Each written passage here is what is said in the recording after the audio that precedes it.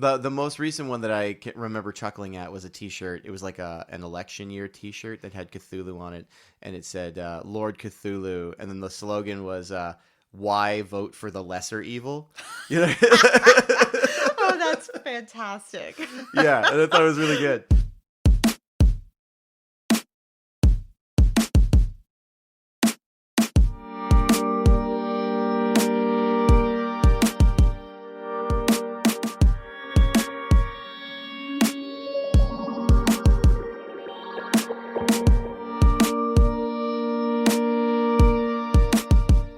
I'm Harry Nichols. I am a singer-songwriter. I am an English teacher.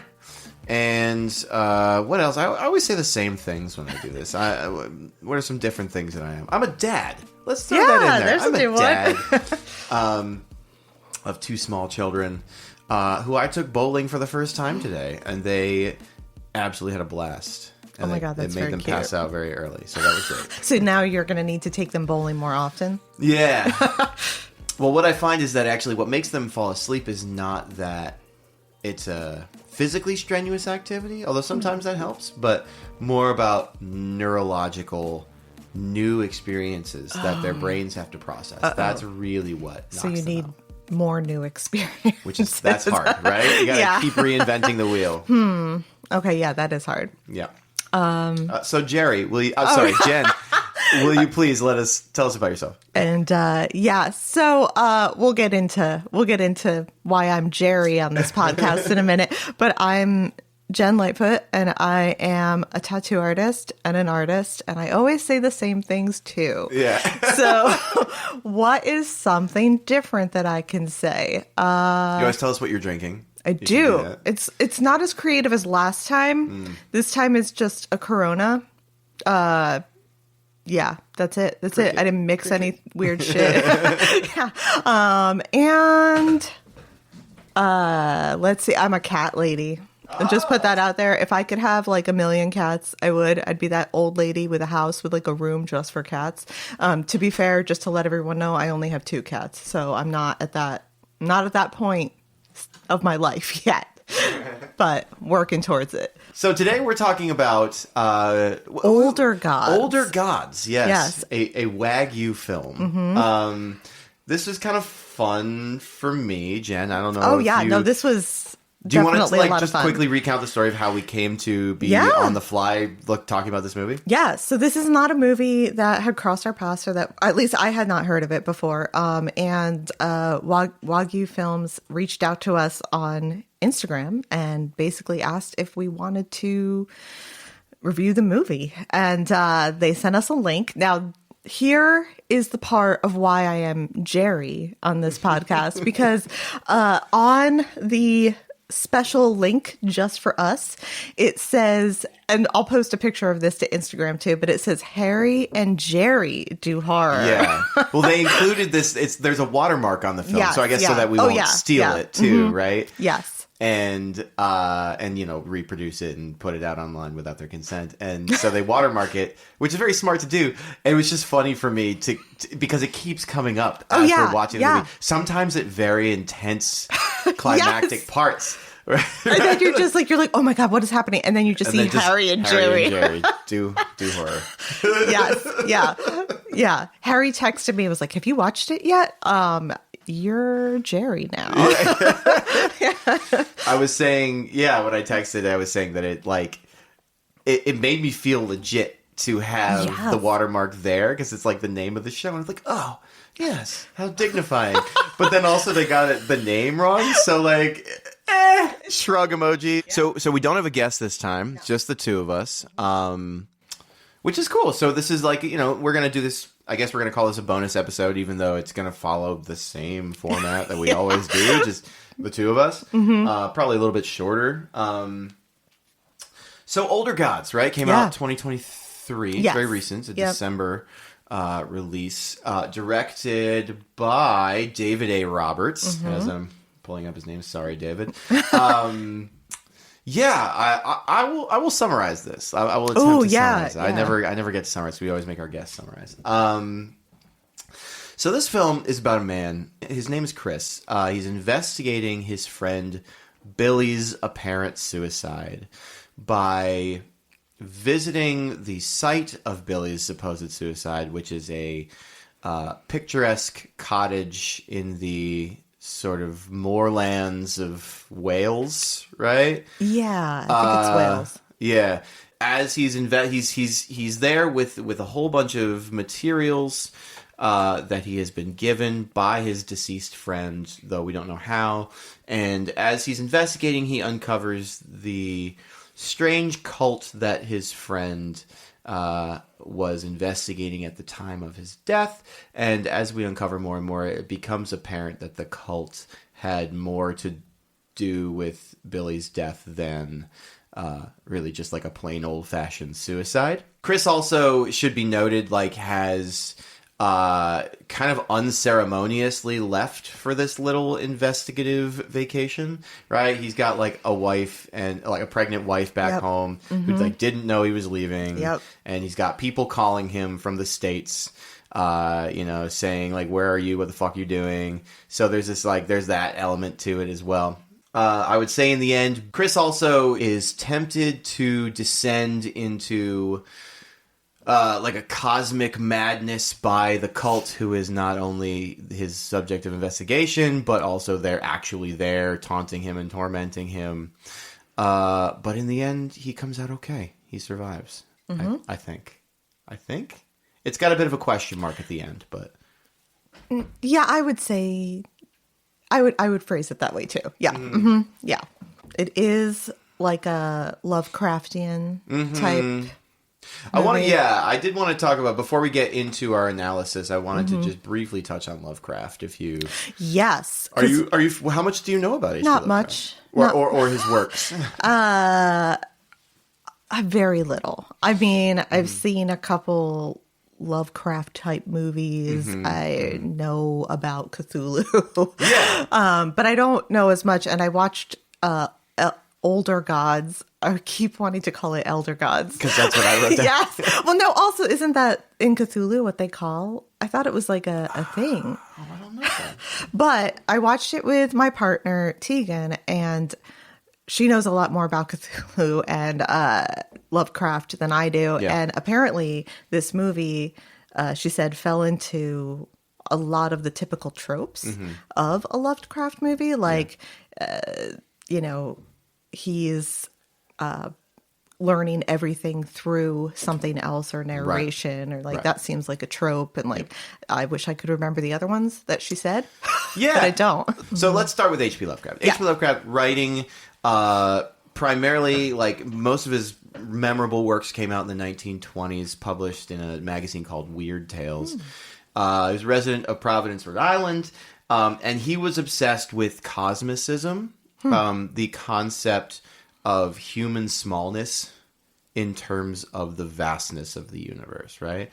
What we get our term cosmic horror from people who described his work in this way, right?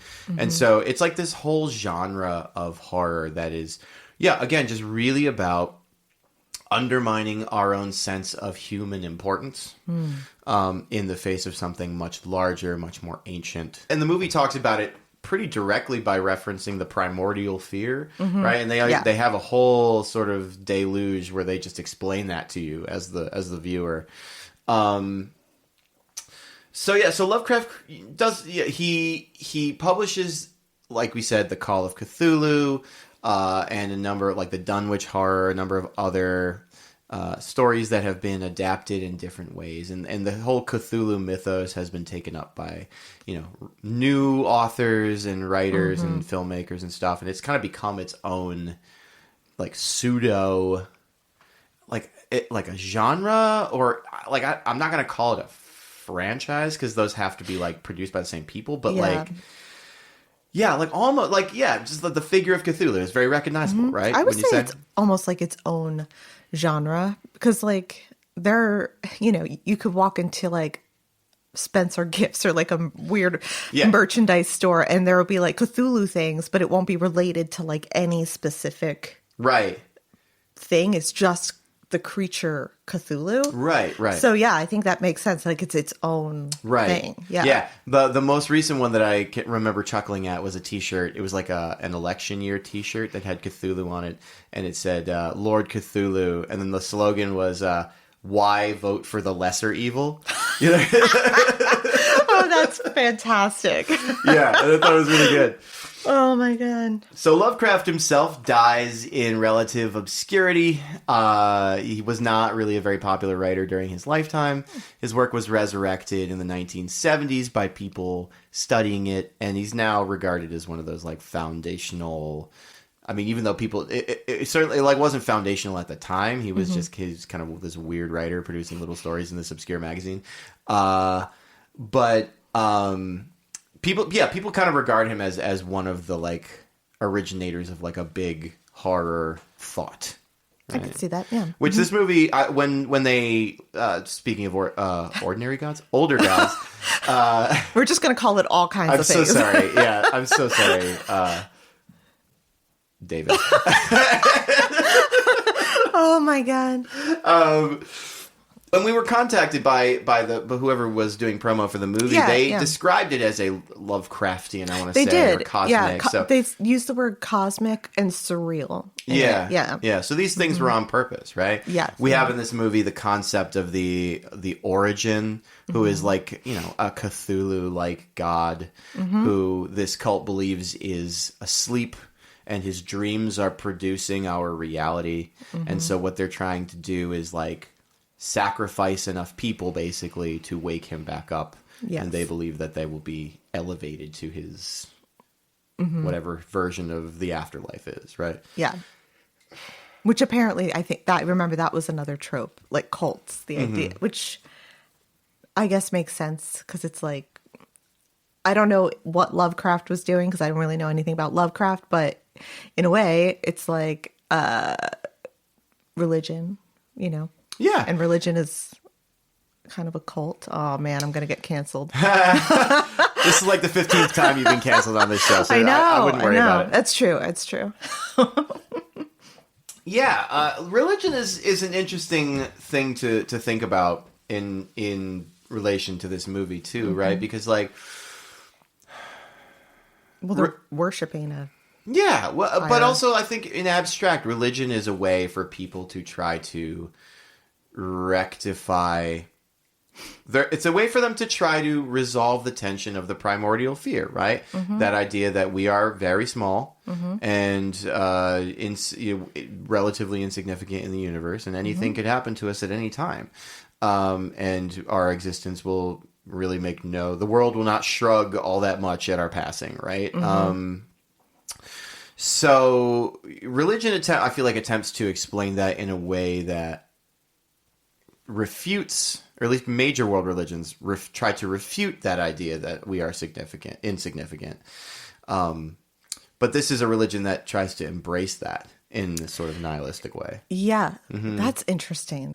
Okay, cool. So let's talk about then. Should we get into analysis? Yeah, let's do it. Who wants to go first? I'll go first. You go first. Now, to be okay, so as per usual, my notes are shit. So as I was watching it, I know in the description and in the email that Wagyu Films sent us, they mentioned guilt. I decided not to do that. So bad fathers. No, fuck, we did the same thing. Yes, this has never happened. But maybe we have different things because I took notes of all the bad fathers that I saw depicted. Do you mind if I go through my list? No, okay. So they're not probably in order. Again, notes are shit and on my phone. But basically when Chris is on the phone with Mrs. Duffy, she mentions that Billy had father issues. And Chris said that he protected Billy against his, quote, piece of shit father. So I would assume abusive in some ways. I think he mentioned standing between them at some point. Let's see, Chris's phone is reciting voice messages towards the end, one where he's fired and then one where his wife is angry about what terrible things he said to her and their child. and of course, he leaves his pregnant wife who's about to have their child at any day on TV. The follower/father murders his wife and child. Let's see. Might be a bit of a stretch, but the older god that speaks to Chris, it's implied it's the same older god that spoke to Billy. So the god kind of equals the father and Billy kind of equals the son. And Billy killed himself. At the end... I think when you talk about the older god, do you mean the one like that voice that's coming over? It's like when Chris is in the house, but it's speaking English to him. It's not the like weird no. It's language. It's speaking English to him. Yeah. He's got fatherly vibes. Yeah. And then so with like him leaving his pregnant wife at home, there's a pattern of men cheating on or leaving their wives. On or around the time they have children. Yep. But at the end, Billy says to Chris, quote, "You'll be a good father because you always looked after me." So it ends with the prospect or possibility of a good father figure. Right. However, I don't think that the movie, I was trying to tie together the father, what are they trying to say about bad fathers? And the closest I could get to was abandonment, but it seemed too simplistic. Yeah. I think they wanted to say something, but I don't know if they knew what to say. And then at the end, I have no reason to believe that Chris would be a good father. Right. He actually seems like he'd be a shit father. Right. So, Jen, I had such a similar experience to you. I felt like the movie was signaling so hard that it was about guilt and the consequences of guilt surrounding suicide. But I just didn't feel like it delivered on that. Same. Yes. And I was so much more compelled by questions of fatherhood in the movie than any of the guilt stuff, right? So like the guilt thing, I feel like is a little undercut actually. Like the movie undercuts itself, right? Like it's supposed to be a movie about guilt surrounding someone's suicide, which is a for real thing that a lot of people do. I don't know if you've ever had anyone close to you commit suicide. I have, right?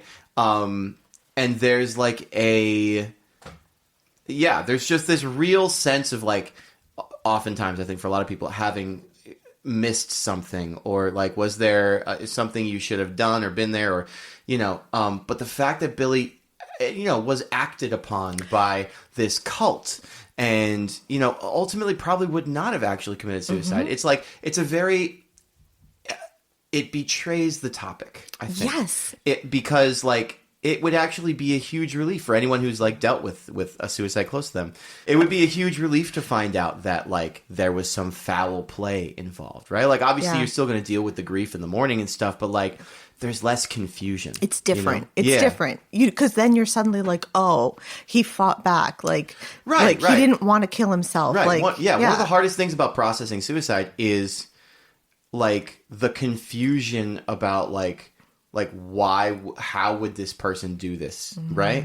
Or why would they do this? So, like, the fact that turns out to not really be the case in the end, I'm like, is this really a movie about guilt? Another thing that really betrays the idea of guilt about suicide is the fact that Chris gets to see Billy again, right? He gets to talk to Billy again, and he gets to have his guilt absolved by Billy again, which no one who has ever been through a suicide of a loved one will ever get to have. You know what I mean? And that's part of the real struggle of that, right? He gets closure. Exactly. And that is... It's fiction. It's fake. It's not real. Which undermines the guilt theme. Yeah. Yes, of course. Yeah, absolutely. Yeah. Right. And the movie's last line just really sits sour for me in that way as well. They say, as Chris is lying in the hospital, he sees a paradoxical dead bird fly in his doorway in the hospital room. And he says, "For those of you who ignore that friend with crazy stories about the end of the world, maybe, just maybe, you should listen." What are we saying here? Right, right. What, and the guilt part, it's mentioned in the like description that we were given too. So I thought that it was going to carry through. Movie, everything about the movie itself, the packaging, the marketing is really signaling that it's like trying to be this movie about guilt. Yeah. But I don't think it is. I agree. I think that it's a movie. You know, sometimes when you make art, and I'm sure you experience this too, you are really trying to you go at it with a great intentionality. But you only discover later through reflection that you're like really talking about something else totally. Yes, you know? and sometimes it's not something that you even intended or wanted, but like other people will say it. Right, and then it's like, oh, what I actually intended this whole time doesn't come through. It doesn't come through, and it seems like your brain was communicating something without your approval, right? Like, like you have to acknowledge that some part of you did do all this, right? And that, you know, it must reflect in some way actual feelings that you were having. That's interesting. You know? Yeah. So by that way, it's almost like when you have those experiences, there's like a self-discovery to it, I think.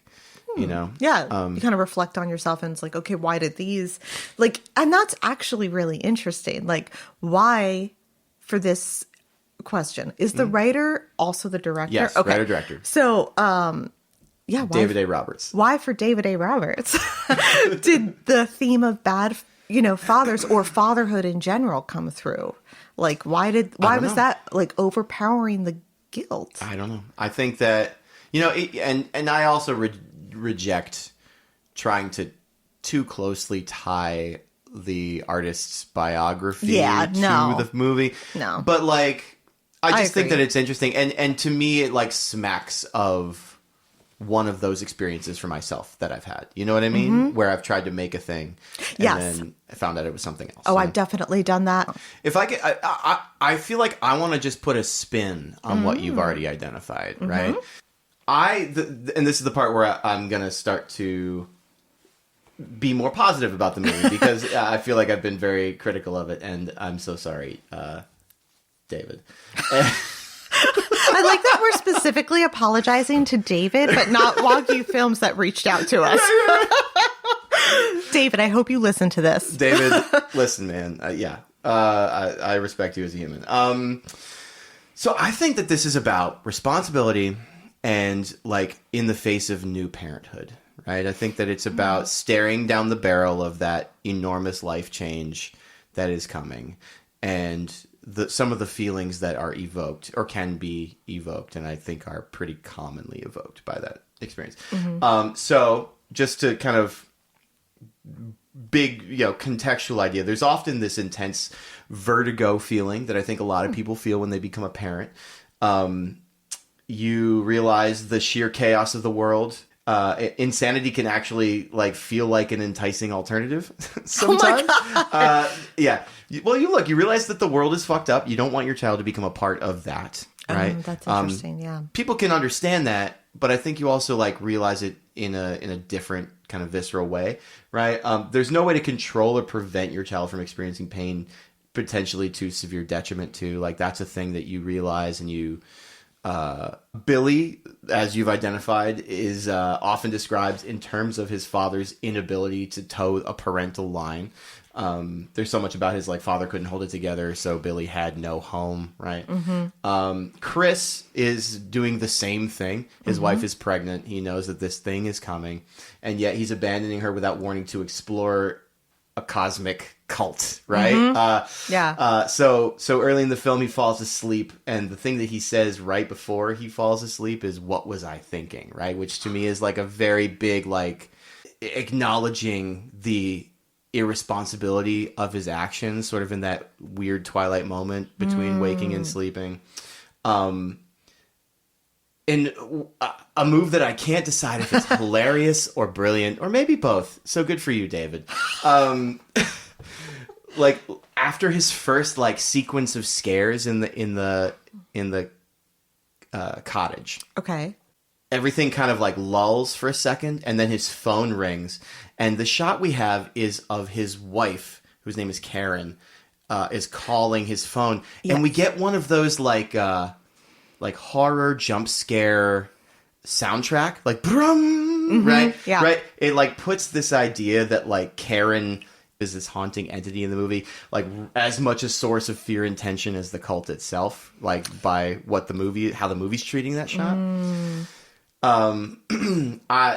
Because I have to talk about dicks. And I feel like the last couple of episodes I've had to talk about dicks. I promise when I analyze literature, I don't always talk about dicks, but maybe that's a new category of the podcast. Where's the dick? Yeah. Where's the dick? What a great idea. All right, we're keeping that. So when Chris is sleeping, we see that imagery that we were just praising, and it's a big blue like circle. It's like an ovum, right? The monolith is like a gigantic phallus coming out of the sky, God, yes. right?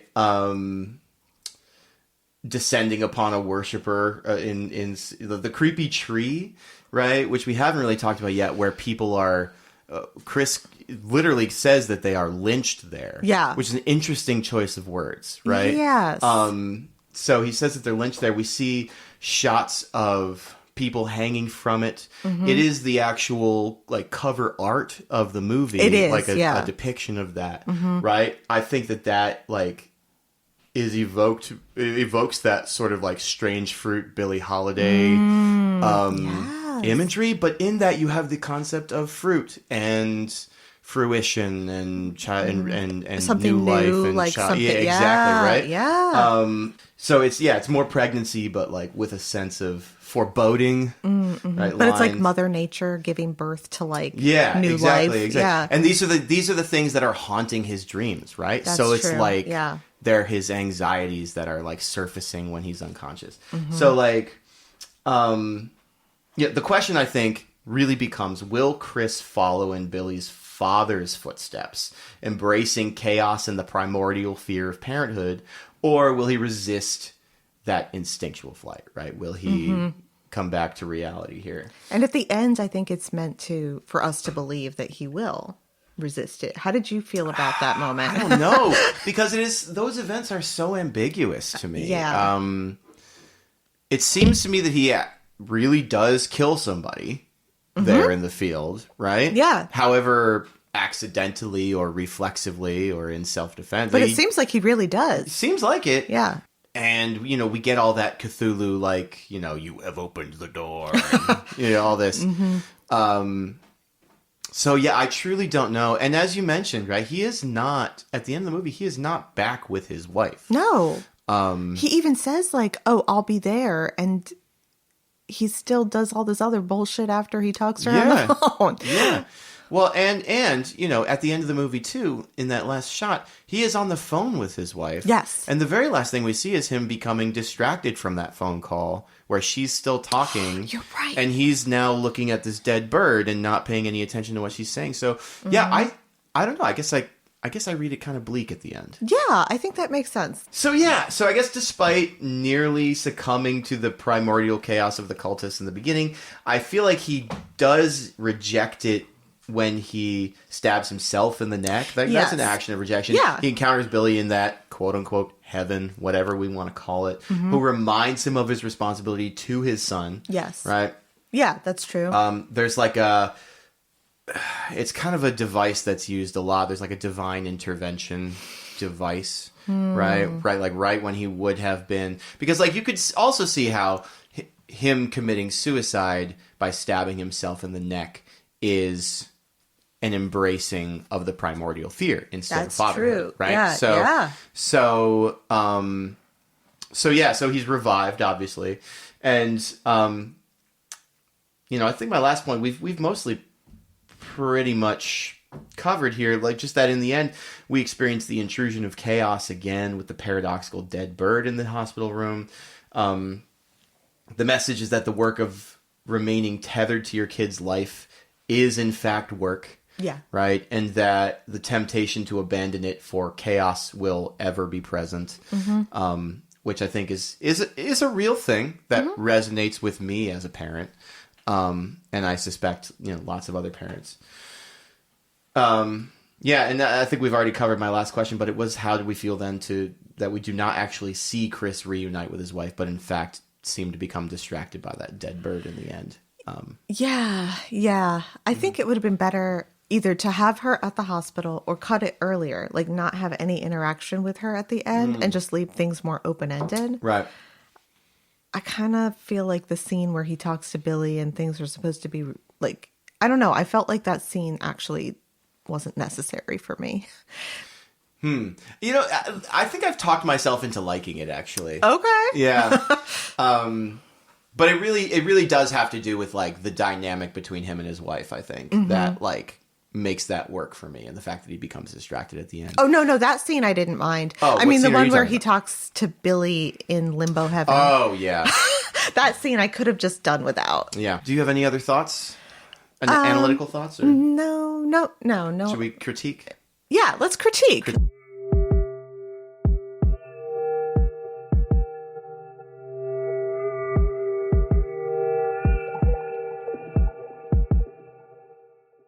Well, first, I just want to say, for a low-budget film, I actually thought it was visually better than it was written. Visually, I was like, the lighting is great. Some of the, like, framing when he's on the phone talking with Mrs. Duffy, which I was like, oh god, there's too many phone calls. But that shot where the light is like hitting the wall and he's on the chair, I was like, it's nice. It's a really good shot. So yeah, just talking about visuals for a minute, I thought that like there were a lot of great surreal moments for something that didn't have a big budget. Actually, do we know what the budget was on this? I'm sure we can find out. Do you did you so dear listener, when we were inquired about this film, we were also given a number of supporting documentaries. Oh yes, which I watched. Did you watch of. them? No. Oh, you didn't watch any of them. Okay. So sorry, Wagyu Films. I did watch them. And particularly I found enlightening was the cinematographer talking about like some of the lenses and lighting choices that they used, cool. which speaks to that. There was a lot of natural light in the movie where they used like well-chosen lenses to capture what light was available, but also conveyed in many cases, again, just a sense of human smallness in a vast blackness of the world, which was really, I thought, very cool. And that shot that you're referring to, where he's on the phone on the chair and the light is coming through, that was all, it's natural light, and it's just really cool. Nice. Yeah, it's really cool, you know? I thought the phone calls were not great. Phone calls were bad. Why were phone calls so bad? I don't know. I don't think it was the acting. I think it was the writing. I think I agree with you. Yeah, I don't blame the actors. No. I did not think... I thought that most of the movie was better written than the phone calls, and I don't know why. I agree. The phone calls almost felt like... It didn't feel natural. Yeah. Like how people would... Especially the wife. The wife, Mrs. but also Duffy, too. Jonathan. Mrs. Duffy felt like the yeah. most realistic one. Jonathan was bad. John was bad. The wife was pretty bad, and I thought Mrs. McDuffie, Mrs. Duffy. I don't know. I thought she was the best. I thought she was the best one. Yeah, she was the most believable to me as like a loving, like older, mother figure. But yeah, that wife was just like, I'm mad at you, but okay, you're dealing with your grieving friend. Come on home, trooper. You know, like this real, I love when she's like, well, your friend is dead and I'm alive. Like, those were not like the exact words, but I was damn, his friend just died. She cuts hard, What's happening? Like, you should at least be like, oh my God. I was like, what's happening? Yeah. I did not believe that Chris was an American. Sorry. Was he covering up an accent? No offense, Rory Wilson. I believe he was. Yeah, I caught it a couple times. I can tell, like, sort of deep. There's something with the like, it's not sinusy enough to be an American accent. There's something too low. Nasal. It's like, there's something. But all that said, I do think that he did a pretty good job overall in the movie. Like, I thought Billy was not bad of an actor. I thought it was pretty good. You just didn't like that scene. What the heaven scene? No, I just thought it was a little elementary writing. Yeah. But the parts where we see him on the video, I thought he was pretty good. I do think that like the last video we see of him, which is halfway through the movie, went on a little too long for me. Okay. And it started to drag at that point for me. And then it picked up afterwards, but I was like, if we had just broken that up into maybe 2 or 3 and like cut to other scenes or something, like, I don't know. You know who I liked in this movie was, and it was a smaller part, but Lindsay Bennett Thompson played Paula, Billy's like partner, who like gets, we only really see her in the film, in the video footage of like, You're right. But I thought she was good. Yeah, she was scary. I agree. Yeah, I thought that was good. Should we just give it the rating? What do we think? Yeah, we can give it the rating. Okay. Let's do it. I'll go first. You go first, yeah. I am going to give it a loving 7. So, there are flaws to it.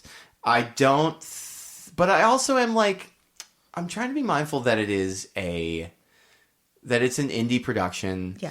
That it feels a little bit like a labor of love to me. Mm-hmm. Even I'm not sure if it really was, but like it feels like this thing that it feels like this thing that David Roberts like wanted to make, and he's just really kind of like putting himself into it a little bit.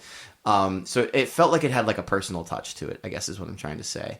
And I like that. I like when that happens. And as an independent producer of art myself, I know that a lot of times things just don't exactly pan out in the absolute optimal way that you wanted them to, Mm-hmm. Yeah. I do genuinely think a lot of this was really scary. Mm-hmm. I thought it was good. As I mentioned, I liked a lot of those Cthulhu-y visuals. Yeah, so I'm going to give it a 7. I genuinely think there's a lot in this movie that is fun and worth watching. And the flaws perhaps betray the indiness of it, but I think are worth overlooking. And I have to give it a passing score. I forgot to mention to you. What? I've decided something about my rating system. Okay, let's hear it. if I feel that the film conveys a cohesive theme or message of any kind, I'm gonna give it a passing score of above 6.5. So like, or 6.5 or above.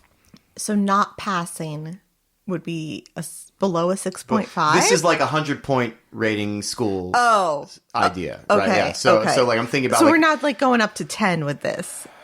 Or are we? Yeah, it is 10. Okay. So it's out of 10, but I'm thinking about when I was in school and it was out of 100 points. Okay. And a 65 was passing. Okay, it was a D, right? Okay, yeah. So 6.5 is, okay, yeah. Okay. So for me, yeah, I think if there's a cohesive vision, I'm going to give it at least a 6.5. Okay. Or a cohesive theme. And I think that there is that. I think that there is a message about new parenthood and the cosmic fears that it inspires. And so there you have it. Okay. So I'm not going to do the passing.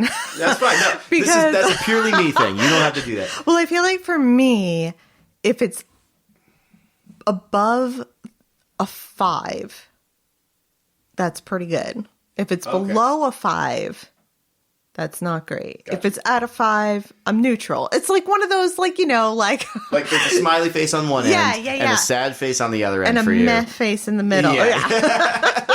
Yeah. So this movie, I'm gonna give a 6. So okay. All right. So that's like on the smiley end. Yeah, it's on the smiley end. Slightly. Yeah. I think that it's worth watching. I think that I would say if you are a horror fan, Cthulhu fan, watch it. Mm-hmm. I think visually it is better than the writing. So the visuals actually bumped it up for me because of how good the visuals were. And I remember like we watched it and at the end it was like, David Roberts. Why can I not remember that? I think it's because he's got 2 first names. I think. Oh my God, you're right. Yes. Yeah. Is it David A. Roberts? It's David A. I don't know why I Roberts. remember the middle initial. But I would watch another movie that he put out. I would too. Mm-hmm. So, fun fact there. I went looking at his biography. This is his first, It's his first movie, it's right? his first feature film. So that also for me is like, okay, For his first film, I actually think that this is like I like surreal, weird shit. Yeah. So like all those surreal, weird things, Yeah. I was like, oh, I'm in. Like, Yeah. this is great. I like cults. I like all Right. that shit.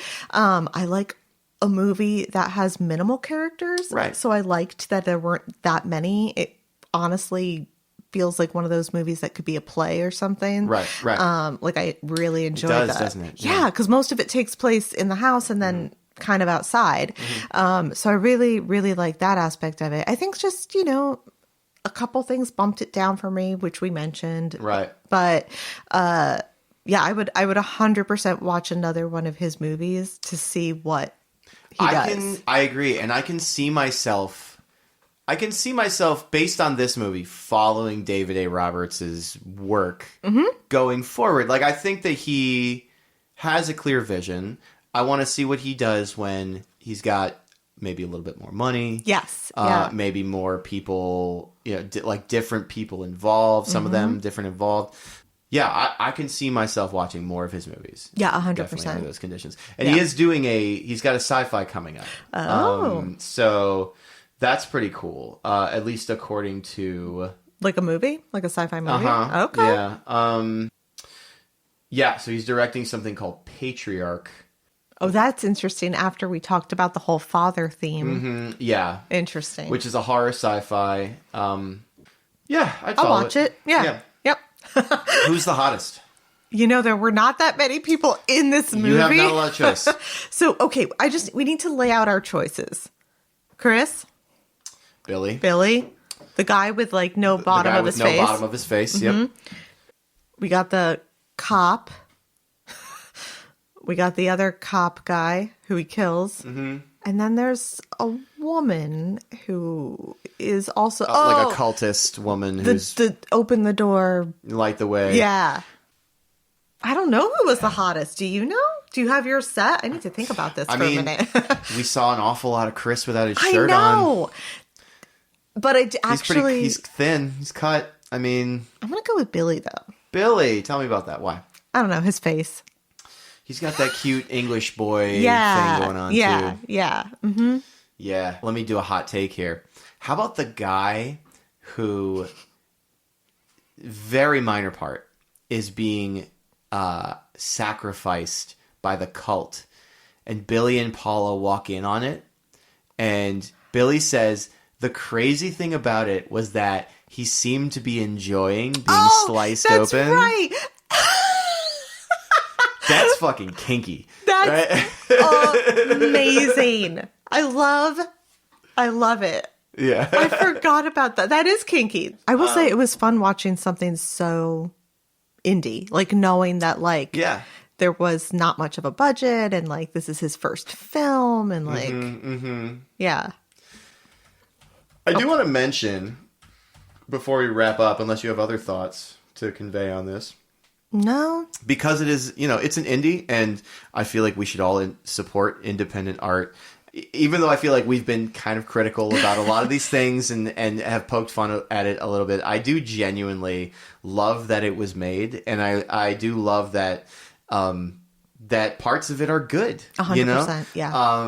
And so I want to put out there that people should watch it, and that you can stream it on Apple TV and Amazon Prime.